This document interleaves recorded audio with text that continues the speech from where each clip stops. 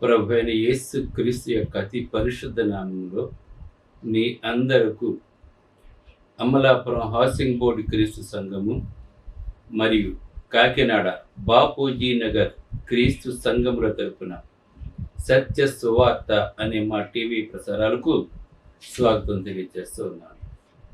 ఇవాళ ధ్యానాంశం ఏంటంటే లోకా సువార్త 6వ అధ్యాయము 37వ వచనం, తీర్పు తీర్చకుడి. ధ్యానాంశం ప్రార్థన చేసుకుందాం. పరలోకమందున్న మా ప్రియ తండ్రి, పరిశుద్ధుడా, నీ పరిశుద్ధ నామమునకు స్తోత్రములు స్తుతులు తెలియజేస్తూ ఉన్నాను తండ్రి. ప్రభువైన యేసుక్రీస్తు వారు చెప్పిన మాట తీర్పు తీర్చకుడి అనే అంశం మీద మాట్లాడబోతుండగా అనేక మందిలో తమలో ఉన్న దుర్గుణాలను తీసివేసి సద్గుణం దయచేయటానికి ఈ ప్రసంగం సహాయపడేలా చేయమని యేసుక్రీస్తు నామములో ఈ ప్రార్థన చేస్తున్నాను తండ్రి, ఆమేన్. ధ్యానాంశం ఏంటంటే తీర్పు తీర్చకుడి. ప్రతి ఒక్కరూ కూడా ఎదుటివాడి మీద నింద వేయటానికి వెనకాడు.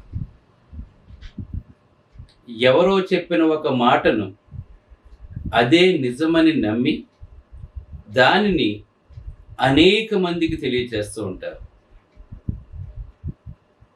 అది నిజమా కాదా అని చెప్పి ఆలోచించరు. ఒకవేళ నిజమైనా కూడా మనం దేవునికి అప్పగించుకోవాలి. లేదంటే ఏ వ్యక్తి అయినా తప్పు చేస్తే అతను మనకి ఎదురు పడినప్పుడు అతనితో మాట్లాడాలి మనం, ఇది కరెక్ట్ కాదు అని. ఇద్దరు వ్యక్తులు ముఖాముఖిగా మాట్లాడుకోవాలి. కానీ ఇప్పుడు అలా జరగటం లేదు. ప్రతి ఒక్కరూ కూడా ఎదుటివాడికి తీర్పు తీర్చేస్తూ ఉంటారు. వాడు మంచోడు కాదు, వాడు దొంగ. లేదంటే మన ఈ మధ్యకాలంలో సోషల్ మీడియాలో మనం చూస్తూ ఉన్నాం, మనం ఎంత వికృతంగా మాట్లాడుతున్నారంటే, కొంతమందిని ఎంత భయంకరంగా ట్రోల్ చేస్తున్నారు అంటే అది వినటానికి కూడా అసహ్యకరంగా ఉంటుందన్నమాట. చాలా ఘోరంగా ఉంటుందండి అలా మాట్లాడుతూ ఉన్నారు. ప్రతి ఒక్కరూ కూడా తన మనసులో ఏదో ఒక దుర్బుద్ధి ఉంటుంది. లేదంటే ఎవరో ఏదో చెప్తారు. లేదంటే తన మతస్థుడు కాకపోవచ్చు. తన మతస్థుడు కాకపోతే ఎదుటివారి మతాన్ని ఎంత భయంకరంగా, ఎంత ఘోరంగా అయినా, ఎలాగైనా సరే ద్వేషిస్తూ ఉంటాడండి అతను. చిన్నప్పుడు స్కూల్లో నేర్పించేవారు, భారతదేశం నా మాతృభూమి, భారతీయులందరూ నా సహోదరులు అని ప్రతిజ్ఞ ఉండేది ఒకప్పుడు. ఇప్పుడు కూడా ఖచ్చితంగా ప్లెడ్జ్ జరుగుతున్నప్పుడు అది చెప్తారు. వాళ్ళ నోటితో మాట్లాడతారు కానీ దాన్ని గ్రహించరు. మేధావులు, విజ్ఞులు ఎందుకు ఆ ప్రతిజ్ఞ చేస్తుంటారు? స్కూల్లో ఉన్నప్పుడు కానీ, కాలేజీలో ఉన్నప్పుడు కానీ, సమాజంలో ఉన్నప్పుడు కానీ మనందరము కూడా కులమతరహిత వ్యక్తులుగా, ఎవరు ఏ కులమైనా, ఎవరు ఏ మతమైనా అందరూ సహోదరులా కలిసి ఉండాలని ఆ ప్రతిజ్ఞ యొక్క భావం. ఈవేళ స్కూళ్ళలో ఇథిక్స్ కూడా ఉండటం లేదండి. ఒక బిడ్డ పుట్టినప్పటి నుంచి మొదలు పెట్టేస్తుంటాడు. వాడు పెరుగుతుంటే వీడు మొదలెడతాడు, వీడు మన కులం, వాడు మన కులం కాదని మొదలెడుతూ ఉంటాడు. వీడు అప్పటి నుంచి కూడా, చిన్నప్పటి నుంచి కూడా ద్వేషం పెట్టుకుంటూ ఉంటాడు. అలాగే వీడు మన మతం, వాడు మన మతం కాదు అని మొదలెడుతూ ఉంటాడు. వాడు ద్వేషం పెంచుకుంటూ ఉంటాడు. ఇలాగ చిన్నప్పటి నుంచి కూడా మన బిడ్డలకు ద్వేషాన్ని నేర్పిస్తూ ఉంటే ఎక్కడికి వెళ్తారు వాళ్ళు? ఈవేళ ఎంత భయంకరంగా మనుషుల గురించి తీర్పు తీర్చుతున్నారు అంటే నిజంగా అత్యంత ఘోరం అన్నమాట. కొన్ని ఒక అధికారంలో ఉన్నవాడిని బైబిల్ చెప్తుందండి, మీ పై అధికారులను గౌరవించుడి అని మాట్లాడుతుంది బైబిల్ తెలియజేస్తుంది. రోమీలకు రాసిన పత్రికలో మీకు నాయకులుగా ఉన్నవారిని గౌరవించండి అని చెప్తున్నాడు. అది పొలిటీషియన్స్ కావచ్చు, లేదంటే గవర్నమెంట్ ఎంప్లాయీస్ కావచ్చు, లేదంటే ఎవరైనా కావచ్చు అండి. వాళ్ళు మనకు పరిచర్య చేస్తున్నారు. వాళ్ళు పరిచర్య చేస్తున్నారు కనుక, వాళ్ళ పని మన మీద చేస్తున్నారు కనుక, మన కొరకు వాళ్ళు ఉన్నారు కనుక, ఆ పదవిలో ఉన్నంత కాలము కూడా వాళ్ళని గౌరవించాలి. ఆ పదవికి ఆ గౌరవాన్ని ఇవ్వాలి. ఈవేళ చిన్నవాళ్ళకి ఏం తెలుస్తుంది టీనేజర్స్కి ఏం తెలుస్తుంది చెప్పండి?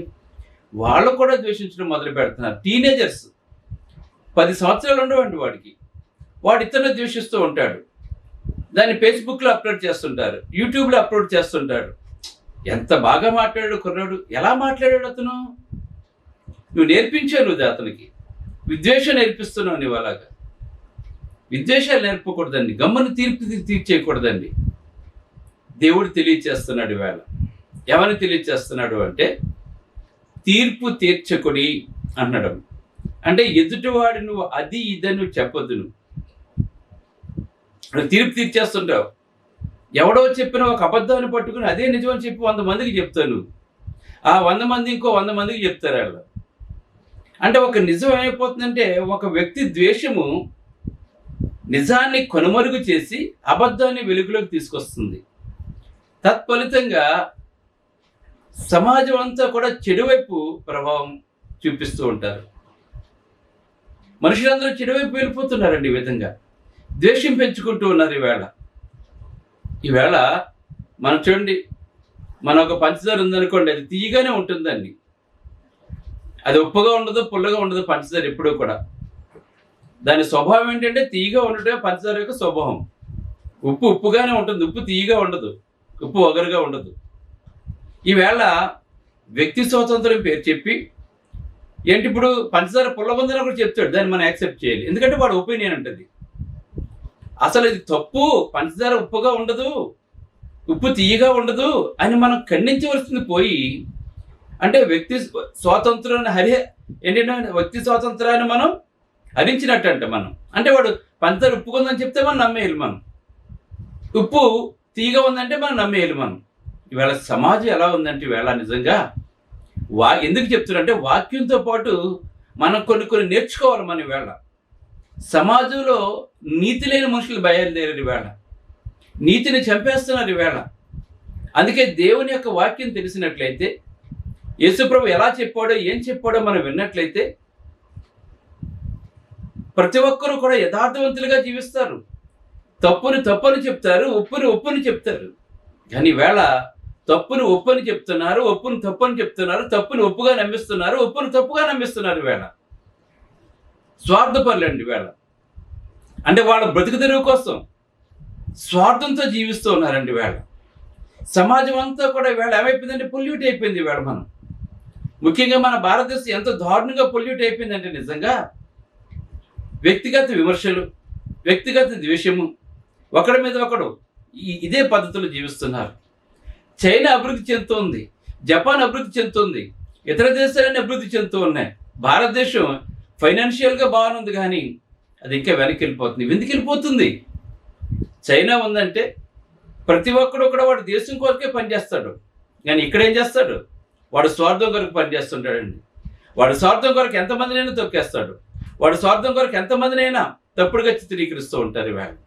ఇవాళ చూస్తున్నాను. ఇవాళ నేను కొంతమంది క్రైస్తవ మతాన్ని ఎంత ద్వేషిస్తున్నారు అంటే, నిజంగా నేను చెప్పాను అప్పుడు ఒకతనికి, నీకు నీ మతం మీద ప్రేమ ఉంటే ప్రేమించుకో, ఇతర మతాలను ద్వేషించొద్దు. నువ్వు అది 10 మంది చెప్తారు, ఆ 10 మంది కూడా మళ్ళీ నీకులాగా తయారవుతారు. అంటే 10 మంది నువ్వేం చేస్తున్నావు? నువ్వు తప్పు వైపు నడిపిస్తున్నావు. నువ్వు ప్రతి ఒక్కడు తన మతాన్ని ప్రేమిస్తూ ఉంటాడు, తప్పు కాదు అది. కానీ ఇతర మతాలను ద్వేషించకూడదు. ఇప్పుడు మేము కూడా క్రైస్తవం కరెక్ట్ అని చెప్తాం అంతే.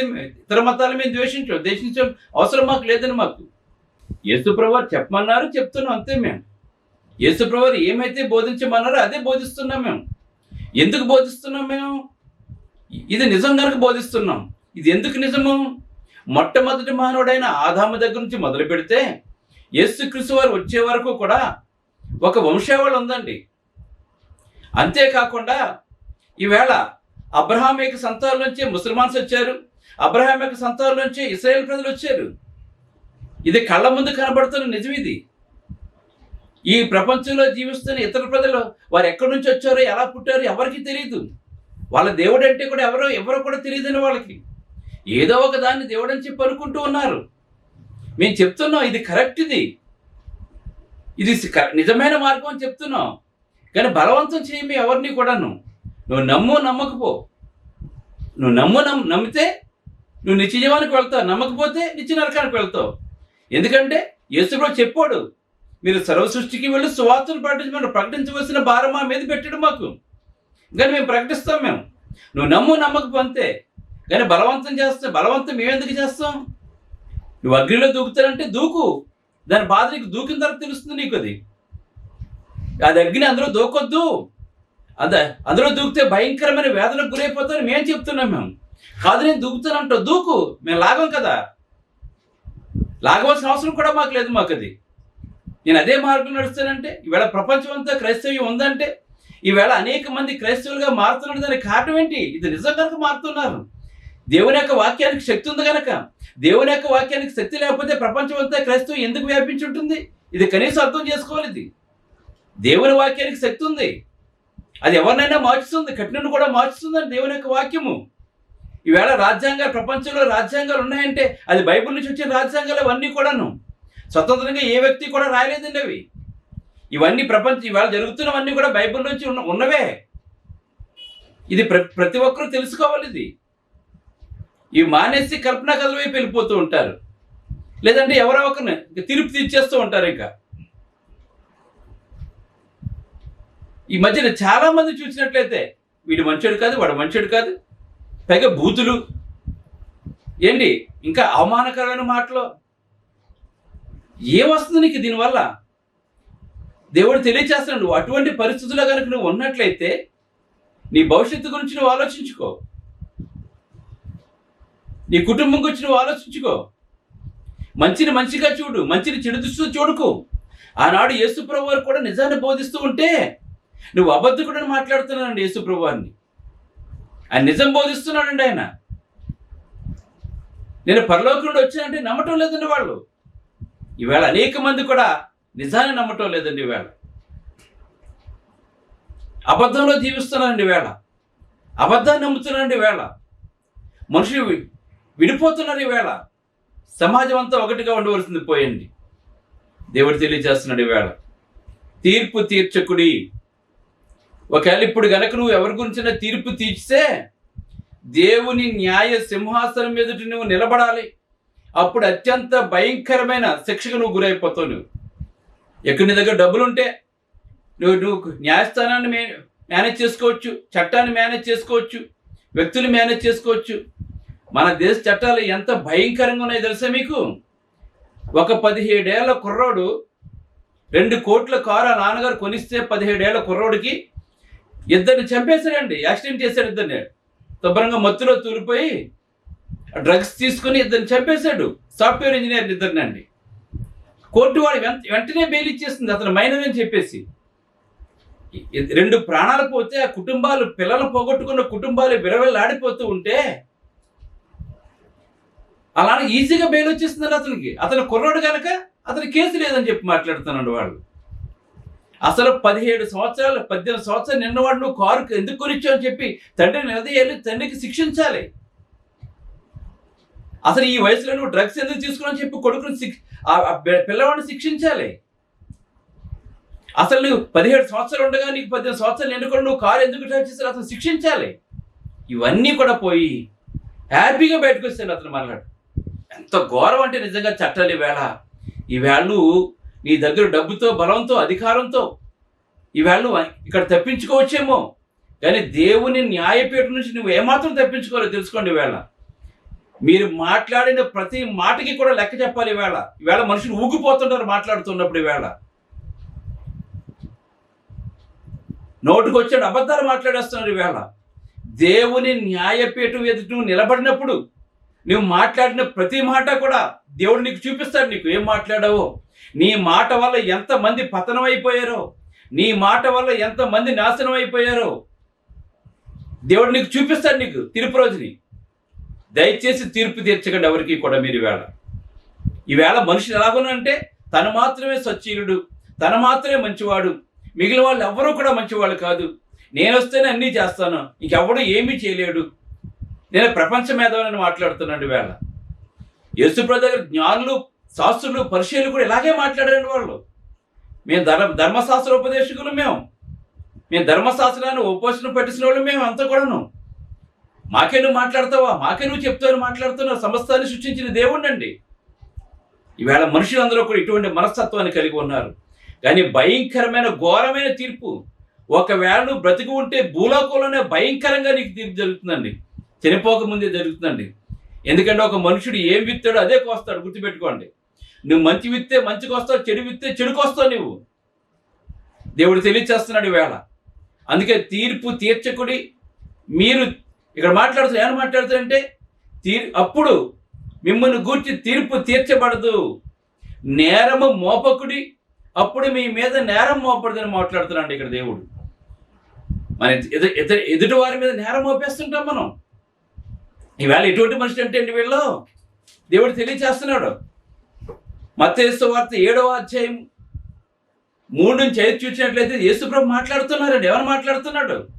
ఈ సత్యులందరూ కూడా ఎదుటివాడిని తీర్పు తీర్చేవాడు, ఎదుటివారి మీద నేరం మోపేవాడు, మందే మంచిది, ఇదే మంచిది, నేను చెప్పిందే వేదము, మిగిలి చెప్పిన వాడు ఏది కూడా కరెక్ట్ కాదు, నేనే టాపు, ఇలా మాట్లాడుతున్నారు చూసారా?